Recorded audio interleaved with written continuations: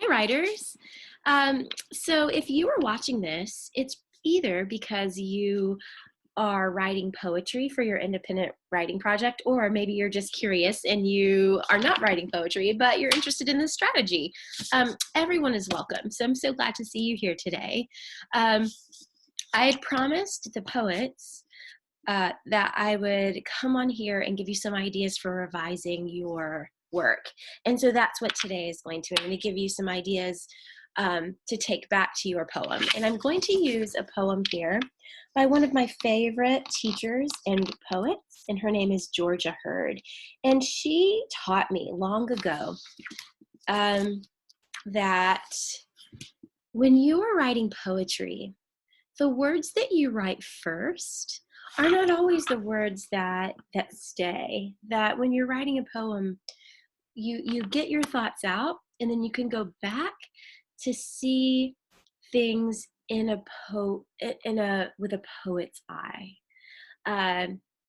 And so what she means by that is that you would read over your work and think, how else might I say it?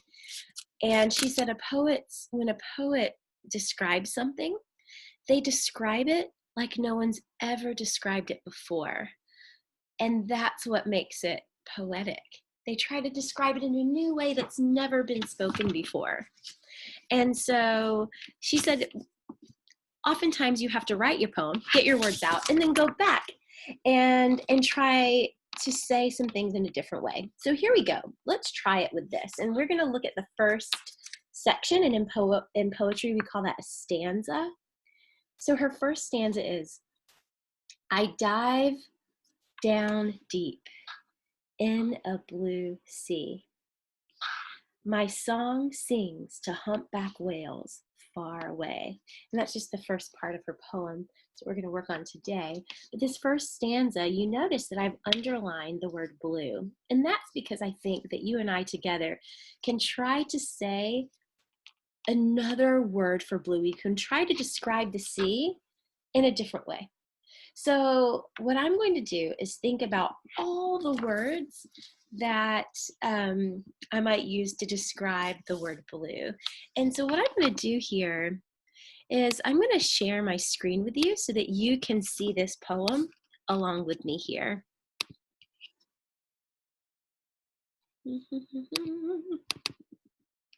Okay, so hopefully you should be able to see this poem now. And just give me a quick second. Okay, and so what we're going to try to do together is think about another word for blue. Everyone has looked at the sea or looked at the ocean and said, oh, the ocean is blue, the sea is blue. But what other word could we use instead of blue? How would you describe the sea? So I want you to watch me as I do this. So I might say, when I think of the sea, I think of calm. And actually, in honor of the sea, let's make this blue.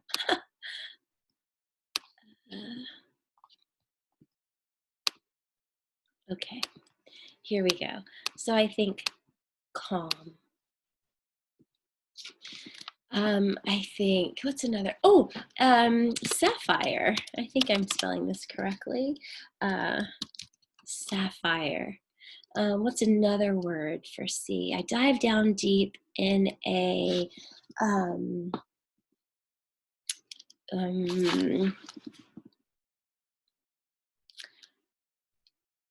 raging sea. Maybe the winds are like our winds a few days ago with the storms, how the winds were whipping the trees around. So sometimes it can do that to waves as well. Oh, deep. Another word for blue. Oh, navy. Sometimes when the sea is really dark, you're down, or the sun is going down, it might look like a navy blue. Okay, so that you see what I did there? I took the word blue, which is a word that we already had in our poem, that seemed kind of regular, and we're going to try to make it more poetic. So one of these words then will eventually replace blue. So let me think to myself, I dive down deep in a calm sea. Oh, I love that. I can see that in my head. I dive down deep in a raging sea.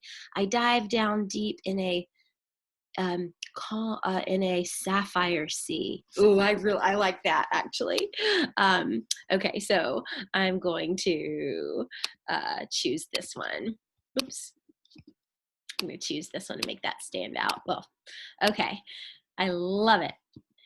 Here we go, sapphire sea. So now I want you to try the next one along with me. My song sings to humpback whales far away. What would be another word for song? So right now, think to yourself, what would be another word for song?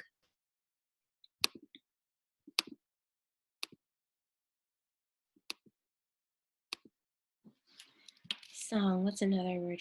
Tune, lullaby, melody. I like that. Okay, and then how about sings? Let's try it for sings. Sings. My song sings. Calls out, sings, declares, rejoices. So do you see that? That the most important part of this strategy is that I'm taking a word, I'm taking it out of the poem for now, and I'm trying to think of other words that could replace it that sound a little more poetic, that give me a little more of a picture in my mind. So this is then what happens. Once you have brainstormed some options, then you can decide which words you want to put in your final poem. And so what I'm gonna do here. Yes. Okay, so I dived down deep I liked sapphire. And then here, my song sings to humpback whales. My tune sings to humpback whales. My lullaby sings. My melody sings. Oh, I kind of like lullaby. And then sings. My lullaby calls out to humpback whales. I don't know. My lullaby declares to humpback whales. No, my lullaby rejoices. Okay, I'm just gonna make a personal decision here. Because you're not here with me, you don't have to make the same decision. But I feel like lullabies put people at rest while rejoicing wakes people up. So for that reason, I think I'm gonna choose calls out. So then my final poem becomes, I dive down deep in a sapphire sea. My lullaby calls out to humpback whales. Wow, you guys. I think we did a good job on that one. Do you hear how that sounds a bit more poetic? Maybe it sounds more like a poem that's never been written. I want you to try that. And so the steps here would be, first, to look at the poems you already have. And in maybe every few lines, underline a word that you feel like you could make a little more poetic. And notice here, I did not underline every word. You don't want to overdo it. So I would say about every 3 lines, pick a word that you want to replace. And of course, here I didn't follow that rule here. It depends on your heart and what decisions you want to make. But I would like for you to find, I would say, it depends on how long your poem is. I would say between 3 and 5 words to replace using this strategy. So 1, underline words in your poem that you would like to make more poetic. Number 2, brainstorm words just like we did here, just like we did together on the screen. Brainstorm different ways of saying that word. And I would say brainstorm as many as come to your mind. And then finally, choose which one sounds poetic, just rolls off your tongue, and makes you happy, and then rewrite your poem using those new poetic words.